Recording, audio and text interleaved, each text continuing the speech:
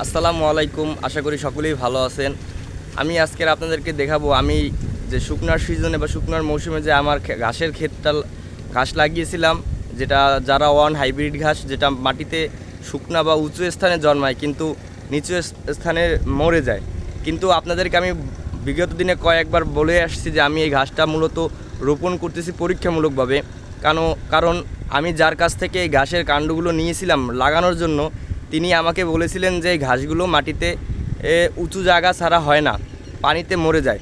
আপনারা বিগত দিনে দেখে থাকবেন যে আমার এই ঘাসের জমিটা একটা নিচু স্থান, কারণ বর্ষার মৌসুমে আমার এই ক্ষেতটা তলিয়ে যায় পানিতে। কিন্তু বর্তমানে আমার ঘাসের যে অবস্থা আছে, এখানে দেখতে পাচ্ছেন যে এখন প্রায় আপনার ভাদ্র মাসের শেষের দিকে চলে আসছে, তাও আমার ঘাসের জমির ঘাসগুলো খুবই মাশাআল্লাহ ভালো আছে। কিছু কিছু ঘাস আছে যেগুলো মারা গিয়েছে, কিন্তু অধিকাংশ ঘাসই আছে যেগুলো মারা যায়নি। তো চলেন আপনাদেরকে দেখাই আমার কোন ঘাসগুলোর কীরকম অবস্থা। তো এখানে আপনারা দেখতে পাচ্ছেন যে আমার ঘাসের যেই লাগিয়েছিলাম এই ঘাসটা, এই জমিটার 1/3 ছিল আমার যারা হাইব্রিড নেপিয়ার ঘাস। এর ভিতরে অনেক ঘাসই মারা গিয়েছে, কিন্তু মারা গেলেও একটা ভালো একটা দিক হচ্ছে এই যে ঘাসের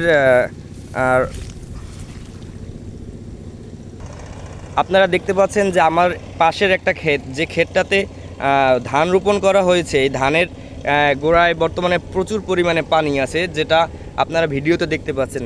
ঠিক একইভাবে আমার এই ক্ষেতটাতেও পানি আছে বর্তমানে। আর ওই যে আপনাদেরকে ভিডিওতে আমি দেখানোর চেষ্টা করতেছি, আর এটা হচ্ছে আমার যারা এক হাইব্রিড ঘাস। এই ঘাসটা মূলত পানিতে মারা যায়। এটা যিনি আমাকে এই ঘাসের কাণ্ড দিয়েছিলেন তার কথা, কিন্তু তার কথাটাও সত্য যে এই ঘাসটা পানিতে মারা যায়। মারা গেলেও আমার এই ঘাসটা মারা যায়নি। কিছু কিছু সংখ্যক ঘাস মারা গেছে। এটা মূলত কারণ হচ্ছে যখন এই ঘাসটা রোপণ করা হয়েছিল, তখন আমি একদম গোড়ার থেকে ঘাসগুলো কেটেছিলাম। কাটার কারণে এই যে বৃষ্টিতে পড়ার সময় ওই কাটা অংশগুলো পানিতে তলিয়ে যায়, এবং তলিয়ে যাওয়ার কারণে ওই ঘাসগুলো মারা যায়। এই আপনাদেরকে দেখাচ্ছি যে এখানে একটা ঝাড় আছে, যে ঝাড়টা পানিতে মারা গিয়েছে, এই যে আপনারা দেখতে পাচ্ছেন। কিন্তু সেম একইভাবে এই যে একটা ঝাড় আছে বা এইখানে আর একটা ঝাড় আছে, এইটা কিন্তু মারা যায়নি, কারণ এটা পানির উপরই অংশে ছিল। পানির উপরের অংশে যে ঘাসগুলো ছিল ওই ঘাসগুলো মারা যায়নি, আর যে ঘাসগুলো পানির নিচের অংশে ছিল ওই ঘাসগুলো মারা গেছে। সুতরাং আমি এই ঘাসগুলো এখানে রোপণ করার অবস্থায় আমি এইটা শিখতে পারলাম, যেটা আপনাদের মাঝে আমি তুলে ধরতেছি, যে এই ঘাসটা পানির নিচে ডুবে থাকলে সেক্ষেত্রে মারা যায়, এবং যদি পানির উপরে থাকে সেক্ষেত্রে মারা যায় না। তো আমি আগামীতে চিন্তা করতেছি এই যে আমার এখানে যতটুকু জমি আছে, এখানে বর্তমানে লোকাল যে ঘাস আমরা গরুকে দেই সেই ঘাসটা হয়ে আছে। এই ঘাসটা এখন আমি কেটে নিয়ে যাব আমার গরুকে খাওয়ানোর জন্য। আর এই ঘাস যেগুলো আছে এগুলো এখন আমি কাটতেছি না, কারণ যেহেতু এখন আমার জমিতে প্রচণ্ড পরিমাণে পানি, আপনাদের এই জমিটা দিয়ে দেখাচ্ছি, সেজন্য আমি এই ঘাসগুলো এখন কাটবো না। যখন আমার এই ঘাসগুলো গোড়া শুকিয়ে যাবে এবং জমি থেকে ঘাসগুলো জমিও শুকিয়ে যাবে, তখন আমি এই ঘাসগুলো কাটবো। দেখা গেছে তখন হয়তোবা ঘাসগুলো আরও ভালো হতে পারে। আর আমার আর একটা ক্ষেত, এখানে একটা ক্ষেত আছে, ওই যে আপনারা ভিডিওতে দেখতে পাচ্ছেন, ওই ক্ষেতটা এই জমিটা থেকে কিছুটা উঁচু। আপনাদের কিছুক্ষণ পর ওখানে নিয়ে যাচ্ছি। তার আগে আমি এই ক্ষেতটা কিছুক্ষণ দেখিয়ে আপনাদের তথ্য দিব যে এই ক্ষেতটাতে পানি আছে। এখন এই যে লোকাল ঘাস দেখতে পাচ্ছেন, এই লোকাল ঘাসগুলো বর্তমানে হিউজ পরিমাণে হয়েছে, যা আমি আমার গরুরে একবার কাইটে খাওয়াইছিলাম, তারপর আবার একইভাবে হয়েছে। সুতরাং একবার কাটার পর আবার হয়েছে, তাই এই ঘাসগুলো মোটামুটিভাবে গরুকে খাওয়ানোর জন্য ভালো উপযুক্ত হয়েছে। আর এই ঘাসগুলো আমি রেখে দিছি শুকনার মৌসুমে, এর সামনে আর 2-1 মাস গেলেই এই ঘাসগুলো কাটবো, কারণ তখন আর আমার খেতে পানি থাকবে না, তখন এই ঘাসগুলো ভালো হবে। আর পরীক্ষামূলকভাবে এখান থেকে আমি আরও একটা ঝাড় কাটছিলাম, এই আপনাদের দেখাচ্ছি, এই ঝাড়টাও মারা গেছে। এই ঘাসটার মেইন সমস্যা হচ্ছে, যদি ঘাসটার গোড়ায় পানি থাকা অবস্থায় ঘাসটা কাটা হয় সেক্ষেত্রে ঘাসটা মারা যায়। আর যদি শুকনার মৌসুমে কাটি তখন ঘাসের গোড়ায় পানি থাকবে না, বা দেখা গেছে যে আর 2-1 মাস পর যখন পানি থাকবে না তখন এই ঘাসটা কাটা যেতে পারে, তাইলে এই ঘাসটা মরবে না। এবং এই যে গ্যাপে যে ঘাসের ঝাড়গুলো মারা গেছে, এই ঝাড়ের গ্যাপে আমি আমার নতুন যে কাণ্ডগুলো আছে এখান থেকে কেটে লাগাই দেব।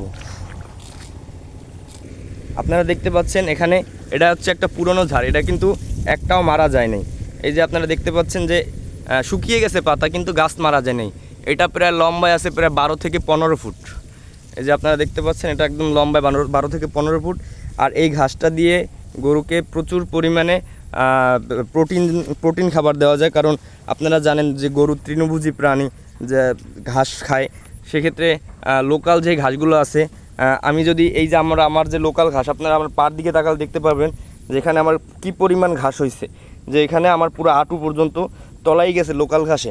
যদি এই লোকাল ঘাস আমি কাটি, তো কাটলে এই ঘাসগুলো কাটতে অনেক সময় লাগে, এবং এই ঘাসগুলো গরুকে খাওয়াইতেও গরু খায় ভালো, বাট কাটতে সময় লাগে। এই ঘাসগুলো বর্ষার সিজনে গরু খায় না, কারণ এগুলো যেহেতু পানিতে তলায় যায়, তখন এই ঘাসগুলো থেকে একটা বাজে গন্ধ আসে। বাজে গন্ধ আসার কারণে এগুলো কম খায়, কিন্তু এই ঘাসগুলো বেশি খায়, কারণ এই ঘাসগুলো ভূমি থেকে অনেকটাই উপরে থাকে। তাই এই ঘাসের পানিতে ডুবে না, যে কারণে ভালো থাকে, এবং ঘাস থেকে কোনো ঘাস পচা গন্ধ না আসার কারণে এই ঘাসগুলো বেশি খায়। তাই আপনারা যারা গরু পালন করতে চাচ্ছেন বা নতুন ফার্মিং করতে চাচ্ছেন, আপনাদেরকে আমি এই ঘাসটা সম্পর্কে একটা ভালো তথ্য দিতে চেয়েছিলাম একদম প্রথম থেকেই। সেই অনুযায়ী আপনাদেরকে এই তথ্যটা দিলাম যে আপনারা যারা এই ঘাসটা রোপণ করতে চান, ঠিক এই ভিডিওতে যেভাবে আমি বললাম ওইভাবে যদি রোপণ করেন, তাহলে আপনাদের এই ঘাসগুলো মারা যাবে না, পানির ভিতরে এই ঘাসগুলো হবে। আর যদি ওই প্রসেস অনুযায়ী আপনারা না চলেন, সেক্ষেত্রে এই ঘাসগুলো আপনারা বাঁচাইতে পারবেন না। আর এইভাবে যদি লাগান, তাহলে আপনাদের ঘাসগুলো ভালো থাকবে। সুতরাং আপনারা এভাবে ঘাসগুলো পারবেন। আর কিছু ঘাস আছে যেগুলো আপনাদের পানিতে ভালো হয়, মানে ওগুলো থাকেই মূলত পানির ভিতরে। আপনারা যদি ওই ঘাসগুলো রোপণ করেন, তাহলে ওই ঘাসগুলো পানির ভিতরে কাটলেও ঘাসগুলো মারা যাবে না। ওই ঘাসটা সম্পর্কে আমি আপনাদের একটা ভিডিও দেবো। ওই ঘাসটা আছে আমাদের অন্য একটা ক্ষেতে, সেখানে আপনাদের এখন নিয়ে যেতে পারতেছি না। অন্য একটা ভিডিওতে আমি আপনাদের ওই ঘাসটা সম্পর্কে তথ্য দেওয়ার চেষ্টা করব। তাই আজকের ভিডিও এই পর্যন্তই। আপনারা সকলে ভালো থাকবেন। আসসালামু আলাইকুম।